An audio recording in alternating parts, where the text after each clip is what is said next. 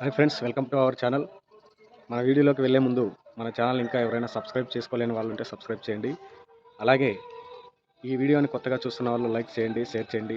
పక్కన ఉన్న bell icon press చేయండి. నోటిఫికేషన్స్ మీకు వెంటనే వస్తాయి. ఓకే ఫ్రెండ్స్, ఇక ఈరోజు విషయంలోకి వెళ్తే మనం రీసెంట్గానే టెట్ ఎగ్జామ్స్ పూర్తి చేసుకున్నాం. అలాగే ప్రాథమిక కీ కూడా మనకు రిలీజ్ చేయడం జరిగింది. అలాగే అభ్యంతరాలకు గడువు ఇచ్చారు. మరి జనవరి 19 టెట్ రిజల్ట్ రాబోతుంది వార్తా కథనాల ప్రకారం. అయితే మనం ఊహించని విధంగా అంటే చాలా ఫాస్ట్‌గా గవర్నమెంట్ అయితే ముందుకు నడుస్తుంది అని చెప్పుకోవచ్చు. ఎందుకంటే మనం చూస్తున్నాం 45 రోజుల్లోనే ఎగ్జామ్ కండక్ట్ చేయడము, అలాగే అనుకున్న దానికంటే ముందుగానే మనకు ప్రైమరీకి రిలీజ్ చేయడము.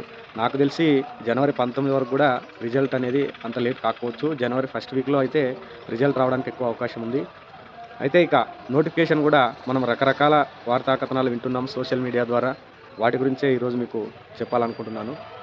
అయితే ముందుగా మనం నోటిఫికేషన్ ఎప్పుడు రాబోతుంది అనేది గమనించినట్లయితే, మనకు ఇంతకుముందు అంటే 2019 డీఎస్సీ కావచ్చు, అంతకుముందు గానీ ఏదైనా డీఎస్సీకి సంబంధించిన ఒక సమాచారం వార్త బయటికి రావాలంటే మనం ఎక్కడో వార్తా పత్రికల్లోనో లేకపోతే ఎక్కడో ఎవరి నోటి నుండో వినాల్సొచ్చేది.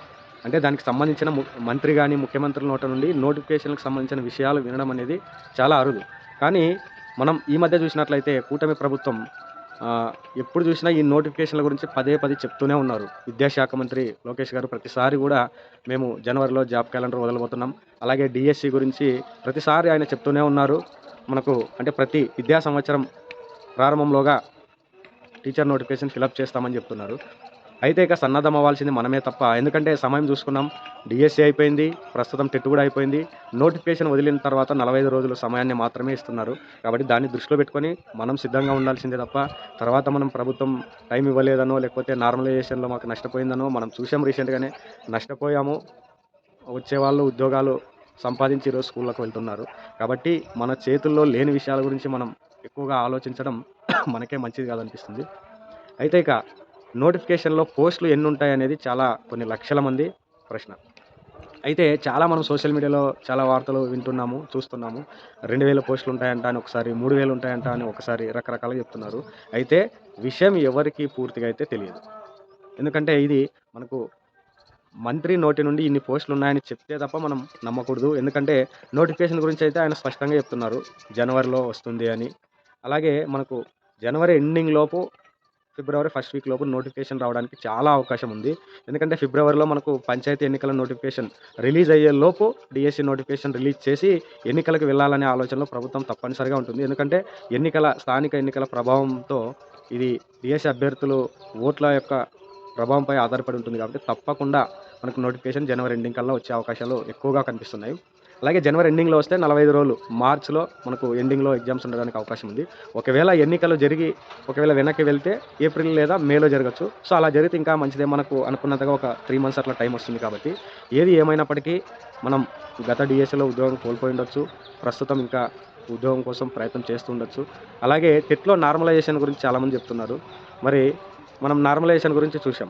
అంటే పోయిన డీఎస్సీలోను, అంతకుముందు టెట్‌లలోను, తర్వాత ఆహ్, జరిగినటువంటి విషయాలను చూస్తే మార్కులనేవి నార్మలైజేషన్‌లో ఎవరికి ఎన్ని కలుస్తాయనేది కూడా ఎవ్వరు దాన్ని ఫైనల్‌గా చెప్పడం లేదు.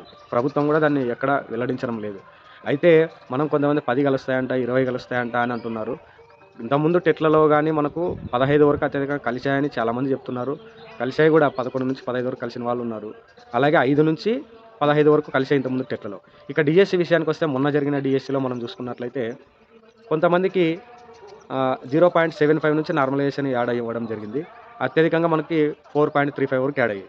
అలాగే ఫైనల్ కీలోను, అబ్జెక్షన్ కీలోను రకరకాలుగా మార్కులొచ్చి ఒక్కొక్క సెక్షన్ బట్టి మార్కులనేవి కలిశాయి. అయితే డీఎస్సీలో గూడా మనకు అందరూ అంటే పెద్ద పెద్ద కోచింగ్ సెంటర్‌ల మేధావులు గాని, అనుభవజ్ఞులు గాని చెప్పిన దాని ప్రకారం 2, 3 మార్కుల కంటే ఎక్కువ కలవు నార్మలైజేషన్‌లో అని చెప్పారు. ఇంకా కొంతమందైతే 2 కంటే ఎక్కువ కలవు. హాఫ్ మార్కు, 1 మార్కు, 1.2, 1.5 అలా కలుస్తాయన్నారు. కానీ మనం ఊహించని విధంగా 4.5 మార్కుల వరకు కలిసాయి. అలాగే ఇప్పుడున్న టెట్‌లో మనం చూసినట్లయితే అందరూ చూసాము. ఈసారైతే ఎవ్వరు మాకు పేపర్ డెడ్ ఈజీగొచ్చింది, ఇంకోరు మీడియంగొచ్చింది, ఇంకోరు టఫ్‌గొచ్చిందనే పరిస్థితి అయితే ఒక్క అభ్యర్థి నోటి నుండి కూడా మనం వినలేదు. ఎందుకంటే టెట్‌లో స్టార్టింగ్ లాంగ్వేజ్ తెలుగు పండిట్ నుంచి మొదలుపెడితే చివరి స్కూల్ అసిస్టెంట్ సోషల్ వరకు ఒక్క పేపర్ కూడా ఈజీగా ఉంది అన్న మాట వినపడలేదు. అలాగే ఒక్కొక్క పేపర్ ఒక్కో రకంగా ఉందనే మాట కూడా మనం వినలేదు.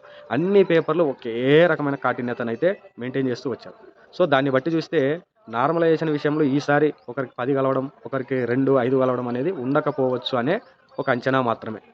అయితే మనకు నార్మలైజేషన్‌లో 5-10 మార్కులు కలవడానికైతే అవకాశం ఉండొచ్చు. అలాగే కొత్తగా రాసిన వాళ్ళు ఎవరైనా క్వాలిఫై కాలేకపోయుంటే ఏం బాధపడాల్సిన పని లేదు. ఫర్ ఎగ్జాంపుల్ వాళ్ళ క్వాలిఫైర్ మార్కులు బట్టి ఎస్సీ, ఎస్టీ అయితే 60, బీసీ 75, ఓసీలో 90 అన్నాం గదా! దానికంటే 5 మార్కులు ఇప్పుడు ప్రైమరీ కీలో మనం చూసుకున్న రెస్పాన్సిబిలిటీ ప్రకారం 5 మార్కులు క్వాలిఫైకి తక్కువొచ్చినా ఏం టెన్షన్ పడాల్సిన అవసరం అయితే లేదు. మనకు 5-10 మార్కులు కంపల్సరీగా 5 మార్కులైతే గెలుస్తాయి. అంటే ఎస్సీలకు 55 వచ్చినాయనుకో 60 క్వాలిఫై మార్క్స్. 100% క్వాలిఫై అవుతారు. అలాగే బీసీ వాళ్ళు 75 అంటే 70 వచ్చినా ఫైనల్‌కి వచ్చి తర్వాత రిజల్ట్ వచ్చేలోపు 75 ఈజీగా వచ్చేస్తాయి. సో, అది విషయం. ఇక పోస్టులు మనకు ఉపాధ్యాయ సంఘాల పెద్దల నుండి కావచ్చు, లేదా ఇంకా మేధావుల నుండి గాని ఉన్న సమాచారం ఏమంటే 2000, 3000 అనేదైతే వాస్తవం కాదు. ఎందుకంటే ఉపాధ్యాయుల కొరత ఇంకా ఉంది. ఆ కొరత ఉంది గాబట్టే మనం రీసెంట్‌గా చూస్తున్నాం. అకాడమిక్ ఇన్‌స్ట్రక్టర్స్ అని మనకు దాదాపు ఖాళీలన్నిటిని ఫిలప్ చేస్తున్నారు. అంటే నెక్స్ట్ కొత్త టీచర్‌లొచ్చే వరకు సర్దుబాటు. మరి వాటి ప్రకారం చూసుకుంటే ఖాళీలు ఉన్నాయి. ఇప్పటికీ ఏకోపాధ్యాయ పాఠశాలలు చాలా ఉన్నాయి. చాలా స్కూల్ అసిస్టెంట్‌లు ఖాళీలున్నాయి. కాబట్టి అంతకుముందు స్పెషల్ ఎడ్యుకేషన్ వాళ్ళకి సంబంధించి 2,500 వరకు ఖాళీలుండేవి అని మనం విన్నాం. మొన్న జరిగిన 16,500 మెగా డీఎస్సీలో కూడా కొన్ని పోస్టులు మిగిలాయి. సో, అవే దగ్గర దగ్గర 3,000 వరకు అవుతున్నాయి. ఇంకా అవసరాన్ని బట్టి ఇంకా మిగతావి కలుపుకుంటే టోటల్‌గా 6-7,000కైతే తక్కువ రావు పోస్టులు అని అంటున్నారు. కాబట్టి మనం ఎక్కడెక్కడో వార్తలు విని టెన్షన్ పడాల్సిన పని లేదు. మన ప్రయత్నం మనమైతే గట్టిగా చేస్తుండాలి. మరి ఎస్పెషల్లీ కర్నూలు విషయానికొస్తే ఈసారి కూడా దాదాపు అంటే 1,500 ఖాళీలున్నాయన్నారు. కాకపోతే మనకు 800 నుండి 1000 వరకు హెచ్‌జిటి పోస్టులు రావడానికైతే ఎక్కువగా అవకాశాలనేవి కనిపిస్తున్నాయి. అలాగే స్కూల్ అసిస్టెంట్‌లు కూడా బయాలజీ, సోషల్ కావచ్చు, అంతకుముందు ఉన్నన్ని కాకపోయినా ఇంకా ఉండొచ్చు. అయితే హిందీ విషయానికొస్తే మనం చూసాం కర్నూలు డిస్ట్రిక్ట్‌లో ఇప్పుడు అకాడమిక్ ఇన్‌స్ట్రక్చర్స్‌లో ఎక్కువగా హిందీనే ఖాళీలు కనిపిస్తున్నాయి. కాబట్టి హిందీ చేసిన వాళ్ళకి మంచి అవకాశం అని చెప్పుకోవచ్చు. కాబట్టి ఈసారి హిందీకి లాంగ్వేజెస్‌లో ఎక్కువ పోస్టులు ఉండే అవకాశం అయితే ఉంది కర్నూలు జిల్లాలో. ఇది అన్నమాట. కాబట్టి మనం నార్మలైజేషన్ గురించో, లేకపోతే టైం ఇవ్వలేదనే దాని గురించో, లేకుంటే పోస్టులు ఎన్నున్నాయన్న విషయాన్ని గురించో ఆలోచించుకుంటూ సమయాన్ని వృధా చేసుకోవడం అనేది సరైంది కాదు. ఎందుకంటే ప్రభుత్వం చూస్తున్నాం గదా! మనం ఎన్ని ధర్నాలు చేసినా, ఏం చేసినా వాళ్ళ పని వాళ్ళు చేసుకొని వెళ్తున్నారు. కాబట్టి నోటిఫికేషన్ వస్తుంది.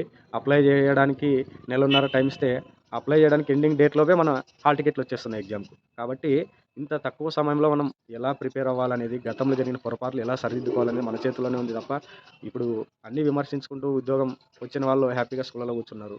మనం కారణాలు వెతుక్కున్నా అది ఏమైనా అయ్యుండొచ్చు. ఎవరి తప్పిదాలు ఏమని మనం చెప్పడానికి లేదు. సో, అయితే ఉద్యోగం వచ్చిన వాళ్ళేమంటారు?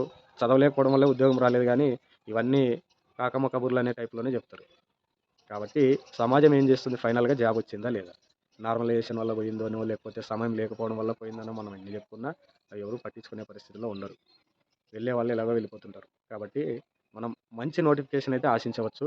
ఎందుకంటే ఎన్నికల ముందుకు వెళ్తున్నారు కాబట్టి మినిమమ్ ఒక 7,000 పోస్టులతో అయితే డీఎస్సీ రావడానికి 100% అవకాశాలైతే ఉన్నాయి.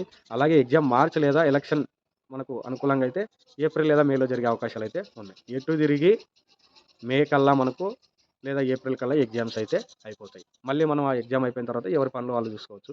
కాబట్టి ఎవరు నెగ్లెక్ట్ చేయకుండా పోస్టులు తక్కువ విషయంలో గానీ, నార్మలైజేషన్‌లో మార్కులు ఎన్ని కలుస్తాయి లేదా క్వాలిఫై అవుతాం లేదా అనే విషయంలో గానీ మనం ఎవరు దాని మీద టెన్షన్ పడాల్సిన పని లేదు.